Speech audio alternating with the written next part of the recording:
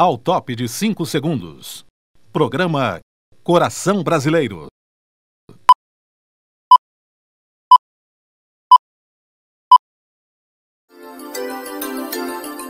A Dinagro foi a primeira empresa a produzir isca formicida no Brasil. E hoje, com 46 anos, marca um novo capítulo na história de defensivos agrícolas.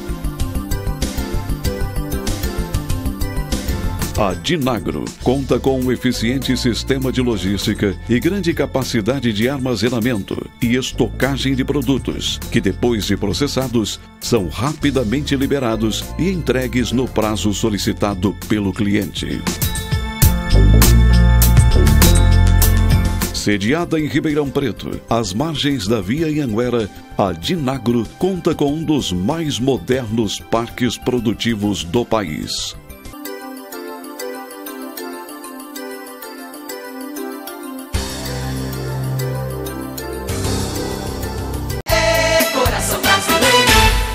Bem, o Coração Brasileiro tem o prazer de estar na sua casa mais uma semana e poder mostrar um pouquinho desse nosso Brasil. E hoje nós temos um prazer muito grande de receber Augusto Cury.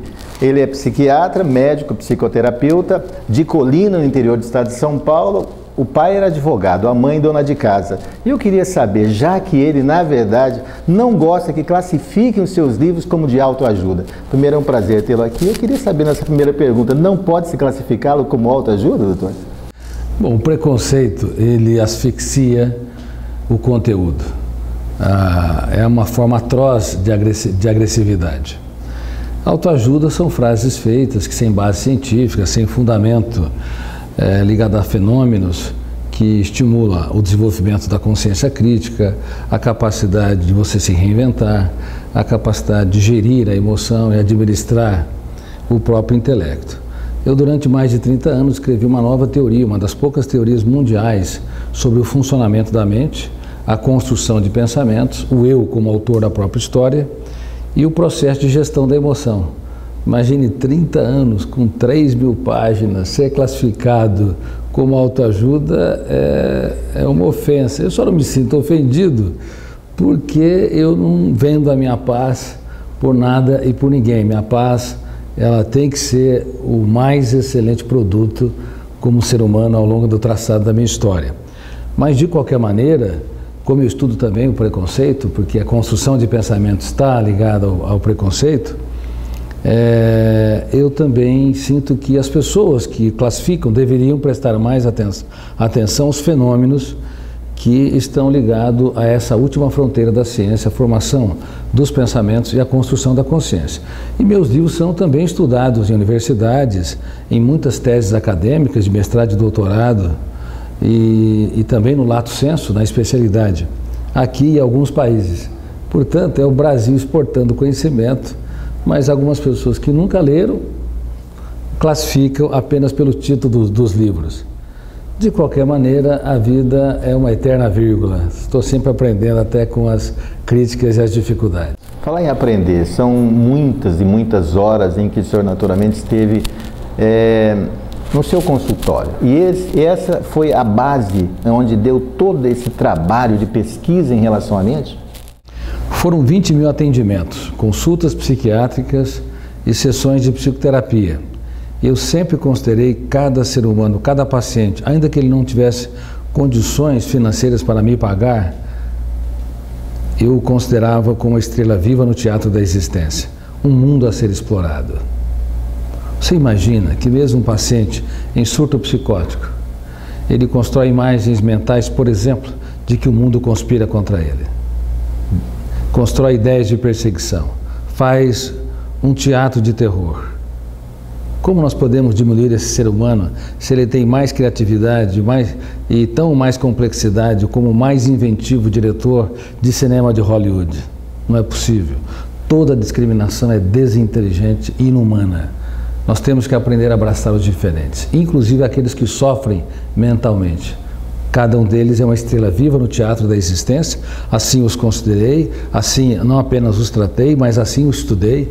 Foram mais do que sessões de psicoterapia, consultas psiquiátricas, foram análises profundas dos comportamentos e do que estava por detrás da cortina dos comportamentos, e também das minhas angústias, dos meus fantasmas mentais, das minhas preocupações, dos meus traumas, dos pensamentos perturbadores. Tudo isso resultou num processo de observação, análise crítica, levantamento de dados, reciclagem do conhecimento. Eu sou extremamente crítico do que eu produzo, por isso que meus editores sempre sabem, toda vez que eu deixo o material pronto para eles, nunca está pronto. Quando eles corrigem 1, 2, 3 vezes, eu mudo grande parte. Bom, enfim, eu sou muito crítico e isso tudo me levou a ser uma pessoa que observa os detalhes. Esse anseio é que levou-me a produzir a teoria da inteligência multifocal, que com muita humildade é uma das poucas teorias da atualidade que tratam desses assuntos. Como controlar a mente para pensar antes de reagir? Esse eu acho que é uma condição que a humanidade busca. Dentro da teoria da inteligência multifocal, uma das teses que eu preconizo é que o eu, que representa a capacidade de escolha e a consciência crítica, deve ser gestor da mente humana. Só que isso não foi incorporado ainda nas escolas de ensino fundamental e médio do Brasil e do mundo, nas universidades, aqui no Brasil e no mundo. Nós aprendemos a dirigir carros, a dirigir empresas, mas não aprendemos a dirigir o veículo da mente humana, a mais complexa e sofisticada empresa, a única que não pode falir, porque se ela falir, tudo o resto desmorona, desde a família, as relações socioprofissionais, e há uma autoimplosão, inclusive, da saúde emocional. Mesmo brilhantes ambientalistas são irresponsáveis em preservar os recursos naturais do planeta cérebro e também do planeta emoção. Quais são os comportamentos que levam a essa irresponsabilidade, que é vital? Número 1, sofrer por antecipação. Quem sofre por antecipação esgota o seu cérebro com muita facilidade. Número 2, ruminar perdas e frustrações, bem como mágoas. Quem chafurda no lixo do passado e não ressignifica, recicla e transforma o caos em oportunidade criativa, também esgota o seu cérebro. Isso é muito, muito grave. E nós todos fazemos isso, o ser humano de um modo geral faz isso. Além disso, o detalhismo, o perfeccionismo, a necessidade neurótica de mudar os outros, timidez, preocupação excessiva com o que os outros pensam e falam de nós, todos esses comportamentos dentro da teoria da inteligência multifocal e levando em consideração os fenômenos que lê a memória e constrói cadeias de pensamentos e emoções, levam a uma produção tensa, esgotante e asfixiante, fazendo com que as pessoas, elas, ainda que sejam preocupadas em preservar o planeta Terra, elas frequentemente são irresponsáveis em preservar o planeta emoção. Então, cuidar dessa gestão é vital. Mas em que universidade se estuda isso? Harvard, Cambridge, Oxford, Vanderbilt, USP, Unicamp? Todos os alunos deveriam saber de cor e salteado que o eu tem de dar um choque de lucidez em pensamentos perturbadores, sofrimento por antecipação, como eles dizem, e também ruminação de perdas e frustrações. Mas é quase que inacreditável que nós estamos no tempo da pedra em relação às ferramentas mais importantes para o Homo sapiens desenvolver saúde emocional e se tornar o diretor do script da sua própria história. Falar na sua própria história. Quando o senhor fez a faculdade de medicina, no término da sua faculdade, o senhor teve uma depressão. Isso foi a visão maior de ver a distância entre a razão da emoção para começar realmente num start, nesse trabalho de escrita? Foi um grande start, Wander, um grande start. E isso não foi no final da faculdade de medicina, não. Foi no início dela, do 2º para o 3º ano. Eu sempre fui um jovem sociável. Continuo sendo jovem, depois de 30 anos de formado. Eu sou jovem há mais tempo. Mas era um garoto sociável, muitos amigos, gostava de festas e jantares, frequentemente líder da turma. Só que eu não tinha proteção emocional. Nós temos vacinas para tuberculose, sarampo, varíola e vacinas para proteger contra críticas ou contra pensamentos angustiantes ou até mesmo contra contrariedades. Bom, pequenos problemas tinham um impacto muito grande. E eu era uma pessoa hipersensível, preocupada em me doar para os outros, só que eu, mais do que me doava, vivia a dor dos outros.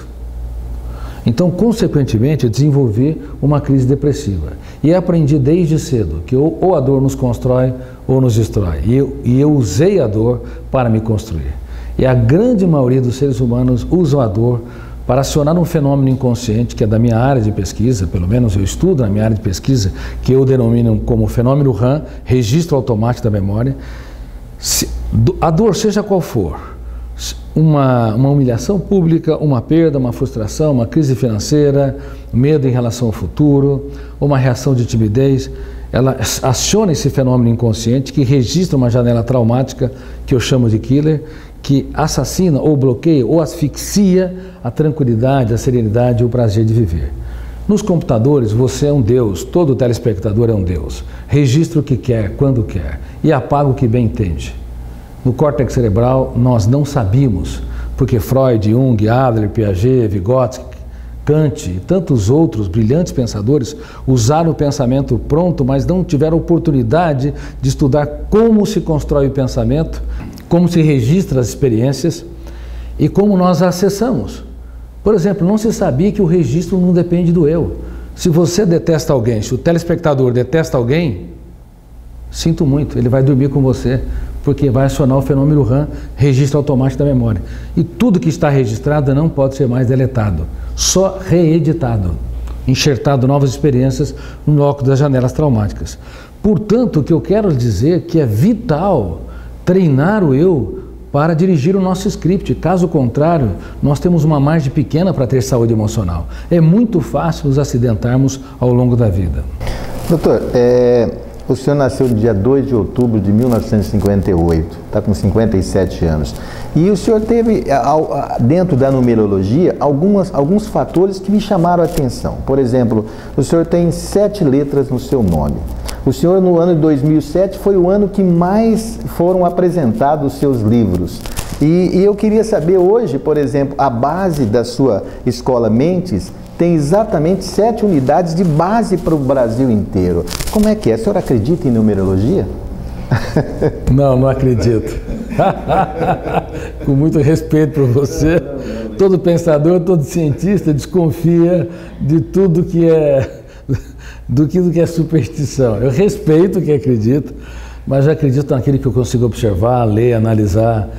Todos os fenômenos que são rígidos, eles encarceram a capacidade de pensar. Por exemplo, quem não tem essas variáveis, os 7 números, os 7 letras e tal, não vai ter menos habilidade que eu, não pode ter menos habilidade.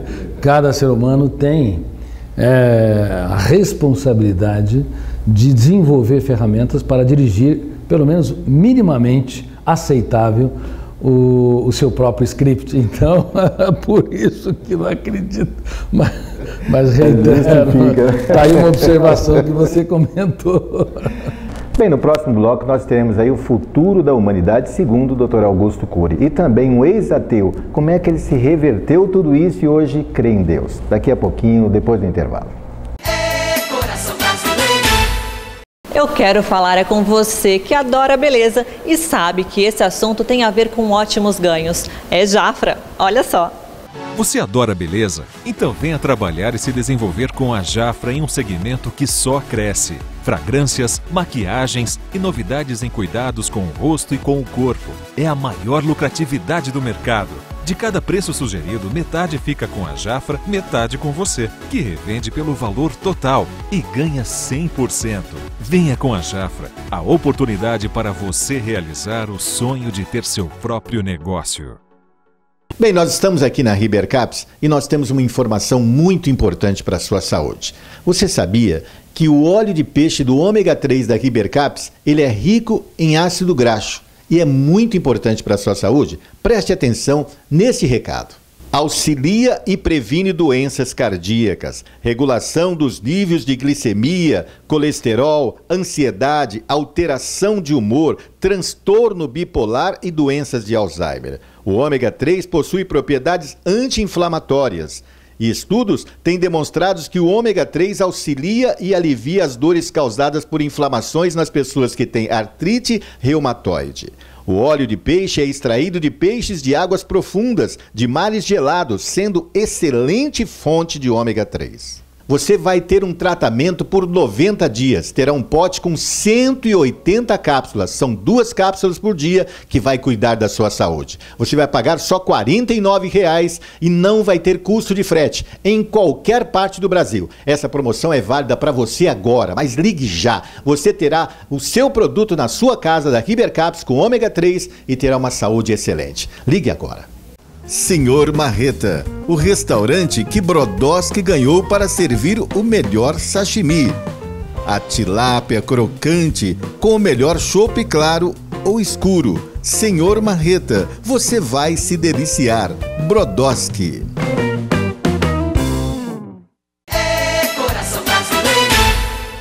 Bom, é um prazer muito grande para nós recebermos aqui o Dr. Augusto Cury. Nós já tínhamos o interesse de entrevistá-lo já há algum tempo. É que, pelas suas viagens, foi realmente difícil a gente encontrar um momento que nós pudéssemos falar. Mas eu quero, inclusive, me declarar que ele me ajudou a sair de um estado de depressão e também da síndrome de pânico, a partir do momento que eu comecei a ler os seus livros. Afinal, não sou eu, são mais de 20 milhões de livros vendidos em todo o Brasil. E também 70 países onde estão o Dr. Augusto Cury. Doutor, eu queria saber primeiro a diferença entre a Escola da Inteligência e a Mendes. Em primeiro lugar, fico muito feliz que meus livros contribuíram para que você saísse do caos de uma depressão e da síndrome do pânico. E quero parabenizar pela sua coragem em declarar isso, porque não é diminuir ninguém, reconhecer que nós temos fragilidades. Eu já tive, vivo e reciclo as minhas fragilidades e também já passei por uma crise emocional importante, como você disse no começo da minha entrevista.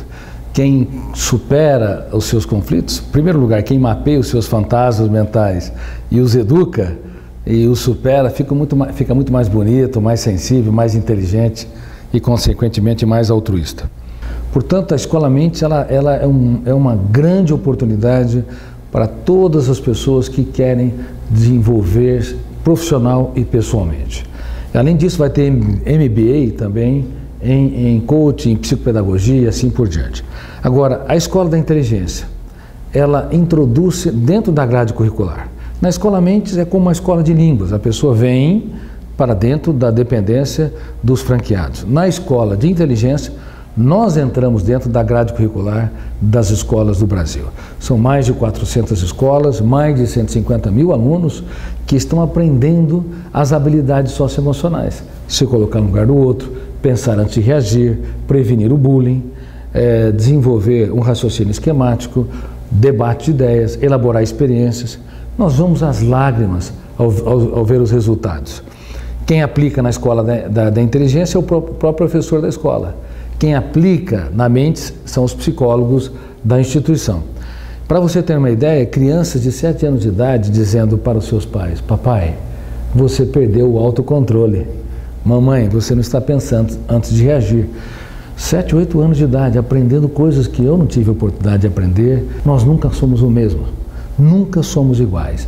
Toda pessoa que quer ser igual sempre, linear sempre, é radical, matou sua criatividade. A criatividade nasce na capacidade de você se reinventar, de se curvar humildemente diante da vida, de aprender com cada ser humano, de transformar cada crise, cada perda numa vírgula e nunca num ponto final, para escrever os capítulos mais nobres nos dias mais tristes.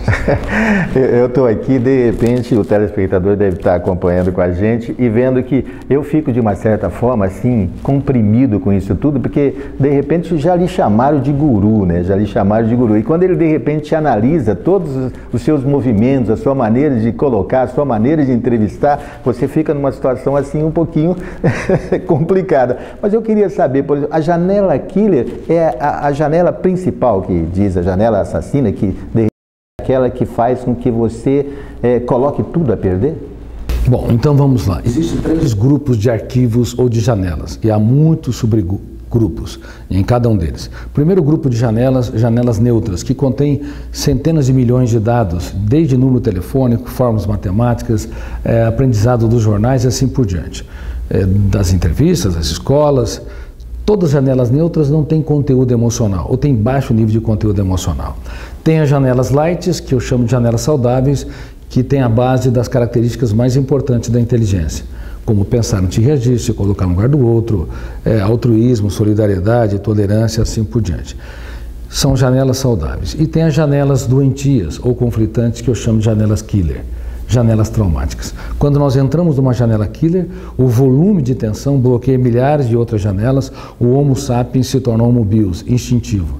Assim ocorre quando alguém tem uma crise de claustrofobia dentro de um elevador, ou uma fobia social quando vai dar uma palestra numa plateia e tem um branco, tem um bloqueio da inteligência, e assim por diante. Acontece quando as pessoas se suicidam, a cada 40 segundos uma pessoa tira suas vidas pelas próprias mãos, e está aumentando isso. Aumentamos em 40% o índice de suicídio na juventude, o que é muito grave, mas nenhuma dessas pessoas querem matar a vida, elas querem matar a dor, mas quando entram numa janela traumática que tem autoabandono, autopunição, sentimento de exclusão, bloqueia-se milhares de janelas, então elas atentam contra a vida quando no fundo querem matar a angústia, a dor, o autoabandono e assim por diante.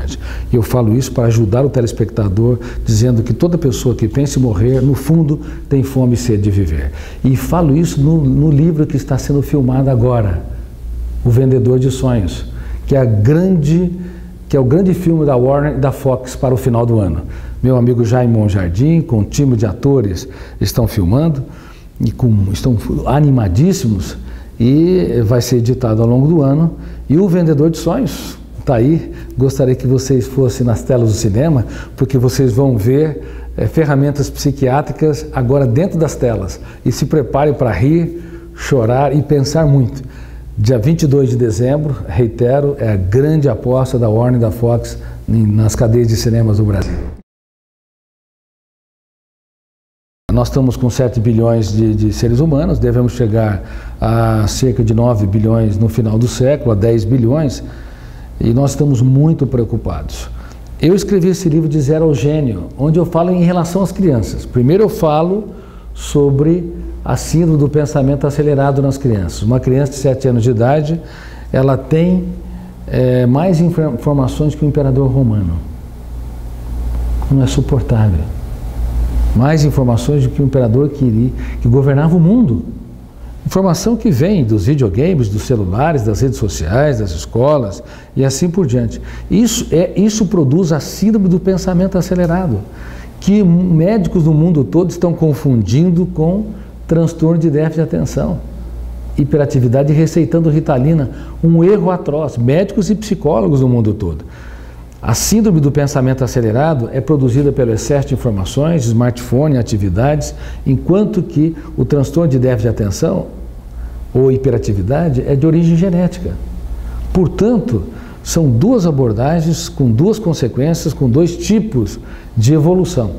Crianças que têm a hiperatividade, 1 a 2%, crianças que têm a síndrome do pensamento acelerado, atinge cerca de 80% das pessoas. Elas acordam cansadas, não apenas crianças, mas adultos, acordam cansados com dores de cabeça, dores musculares, sofrimento por antecipação, dificuldade de conviver com pessoas lentas, inclusive déficit de memória ou esquecimento. O que nós recomendamos? Desacelerar o pensamento. Nas crianças, tocarem instrumentos, pintarem, entrar em contato com a natureza e não dar excesso de presentes e nem de atividades. Agora eu gostaria de saber, Portinari, que é o grande pintor brasileiro, graças a Deus, ele em muitos momentos se diz ateu. E ele foi o pintor que maior número de obras sacras ele fez. E o senhor sempre se disse ateu, e hoje de repente se reverteu e disse, eu creio em Deus. Qual é essa mudança? O que trouxe essa mudança no Dr. Augusto Cury? Bom, é provável que eu fui um dos maiores ateus que pisou nessa terra. Portinari, como Nietzsche e até Marx, eles não eram ateus científicos, eles eram antirreligiosos. Diderot, em destaque, que queria ver o último religioso asfixiado em suas próprias vísceras. Bom, eu estudei os grandes ateus, porque eu fui um deles, tá certo? Só que eu fui um ateu científico. Como eu estudo o processo de construção de pensamentos, para mim Deus era fruto de um cérebro apaixonado pela vida, que resistia ao seu caos na solidão de um túmulo. Nesse homem mais inteligente da história, eu falo sobre isso. Eu falo a história de um psiquiatra, pesquisador da inteligência, que era um ateu cético. A ciência era o Deus dele. A ciência era uma espécie de meu Deus. Quando eu fui estudar a personalidade de Jesus, eu esperava encontrar um personagem de seu menor valor, confeccionado por um grupo de galileus que esperavam que ele assumisse o trono de Israel para romper o cárcere de Tibério César. Mas eu fiquei perplexo, porque percebi que ele não cabe no imaginário humano. Só para te dar uma dica, porque senão eu vou falar sobre o seriado do futuro que vai sair. Isso não pode. No exato momento em que Judas o trai, era de se esperar que alguns fenômenos inconscientes participassem do funcionamento da mente de Jesus Cristo. Detonasse o gatilho, a partir do estímulo da traição, abrisse janelas altamente traumáticas, ou killer, duplo poder de encarcerar o eu dele, poder de levar pensar e repensar. O volume de tensão deveria fechar o circuito da memória, e ele reagiu como todo ser humano reagiu quando foi traído, inclusive Freud, que baniu da família psicanalítica quem contrariou suas ideias. Mas é incrível, para espanto da psiquiatria, psicologia e sociologia, no momento em que foi traído, ele usou a arte da pergunta, usou o método socrático no nível que Sócrates jamais imaginou usar no foco de tensão. Para que vieste? Ele perguntou. A arte da dúvida. E o chamou de amigo. Amigo. Nunca na história alguém tão grande se fez tão pequeno para tornar os pequenos grandes. Aí eu percebi que este homem não pode ser fruto de um grupo de galileus, de pensadores, de ficcionistas. Ele não cabe no imaginário humano. A partir daí, eu me tornei uma pessoa que crê em Deus, mas sem fronteiras. Eu não defendo uma religião.